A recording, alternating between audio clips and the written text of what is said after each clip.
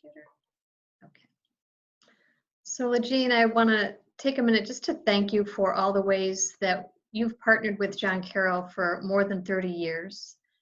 And the opportunities that you've given our students, faculty, and staff have made this one of the most important partnerships and valued relationships in the work that we do. Would you tell us a little bit about how the Fatima Center is faring during this pandemic, and how are you responding to the needs in the community? Well, first of all, what we're seeing and hearing, we are contacting all of our families by phone, our seniors and our children, and they're so glad to hear from us. The seniors, which should be a 5-minute call, is usually a 15 to 20-minute call, because they so value having the opportunity to talk to someone. And so we're finding that's been very helpful. Right before Christmas, we sent some crayons and activity books to them, which I'm still finding was a wonderful gift. And they're sending cards and thanking us. And it was just a small thing, but it impacted them greatly. And so now I'm trying to figure out how I can send more activity books so that they'll have them. We know that food is a big issue in our neighborhood, and so we're still maintaining our food pantry, and we're seeing an increase in need, and also an increase in need from our families who have children at home now that are eating them out of house and home. So we're here today packing bags for our pantry distribution, which will be on Tuesday. We are grateful that we have some seamstresses in our senior group, and they're making masks, and they're making masks for some of the health workers in our neighborhood.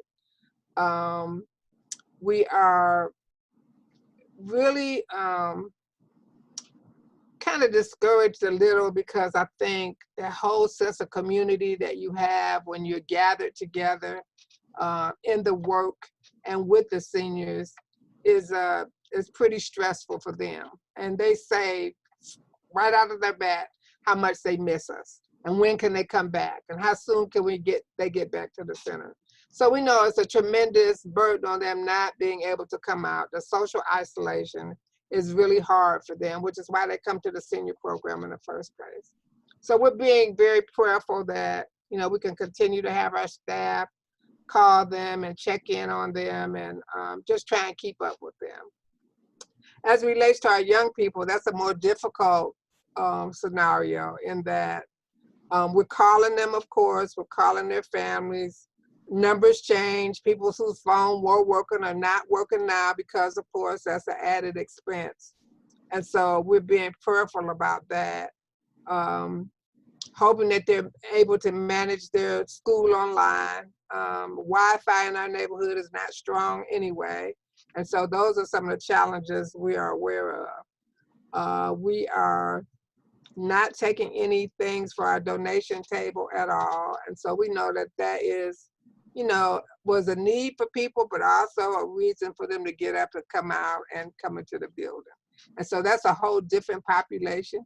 And so we are doing our Tuesday hot meal at the church, but it's a to-go box now. So that's something different. Our pantry is a to-go box now, so we aren't letting anybody into the building. And that's different. At our last pantry, some of the seniors who came to get their boxes were blowing their homes at other seniors, just so glad to see them through the car.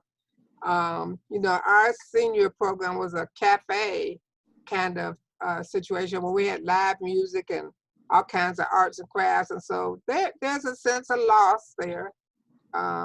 Trying to be creative in terms of how do we get our seniors engaged and keep them engaged and creative, and so we're trying to work through that.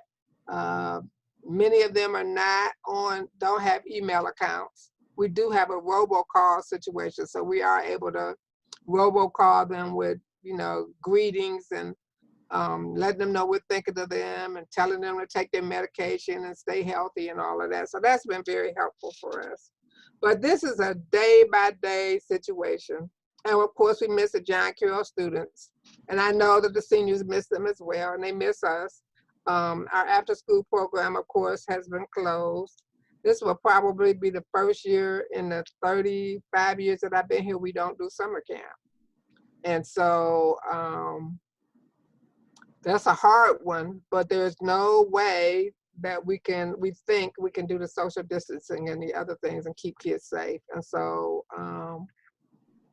how do we instill support families during that period? And so we're looking at how we can set up our Chromebooks and other things to try and keep up with our families. And so if there's some kind of technological support we could get from the students to help us with that, something to keep them engaged, some kind of project we could come up with for those students that we're able to reach electronically, that would be very helpful. That is not our strength.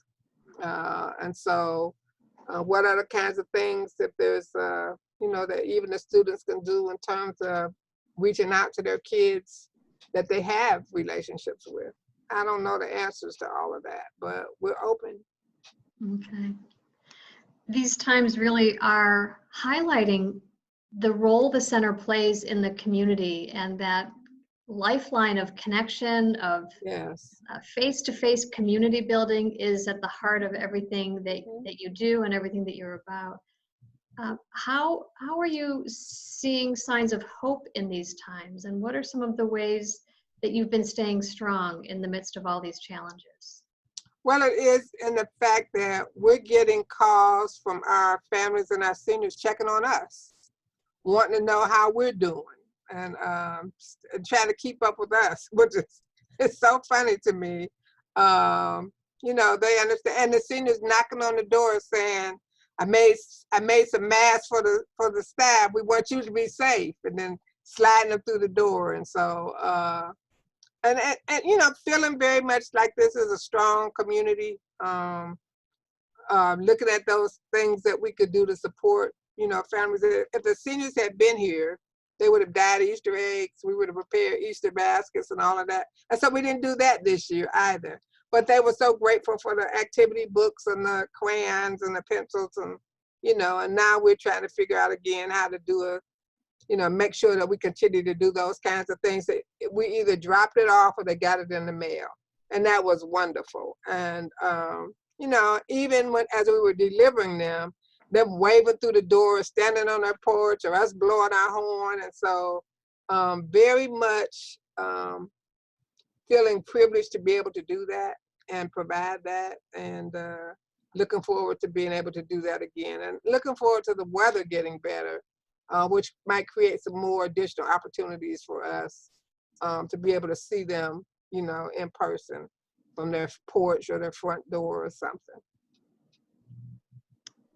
As you look at the needs going forward, no one knows, as you said, day to day, what is happening or what will change, what the new normal will look like. What are some of the ways that John Carroll students, in addition to technology support that you've just mentioned, what are some ways that we might be able to continue to partner virtually, even if we can't be with you physically? I think maybe we have some Zoom imagination cafes where we talk about what we could do together, get some of the students online with some of the staff, particularly for the summer. What are the kinds of things we can do to support our young people who normally would be at camp and are not going to be at camp this year? How do we provide the exposure that they're used to, the opportunities that they're used to, and the relationships that they're used to? The fact that our young people may be home unsupervised is scary to me.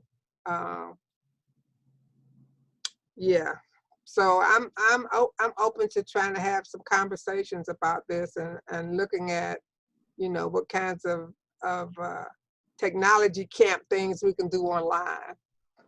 Okay, we're definitely up for the challenge, and we would love to. I love the idea of a Zoom Imagination Cafe. We have such creative and committed students that we will reach back out and see what we can do together. So, any final words, LaJean? Any other messages you'd like to extend to the John Carroll community? Well, certainly I'm grateful for your partnership as always. I feel like we're in this together. I feel like that that the support and the relationship we have continues to be strengthened. And even in times like this, being able to call on each other, recognize our gifts, and share what we have with one another is very important to us. We don't know how this is gonna end or how long it's gonna go on, and being able to just stay in touch and stay in community is so powerful. And to have the prayers of the students for us and us to be able to pray for you as well. These are some times we've never imagined before, and so they're hard times, but we'll get through this just like we've gotten through some of the other things. And I'm very appreciative that John Carroll students and the staff and the faculty is there virtually to lend a hand, and I'm looking forward to something exciting that comes out of this. Also, that can train us and train our staff to do things differently, and I'm looking forward to that. All right, fantastic. LaJean, thank you so much. Thank you. Thank you.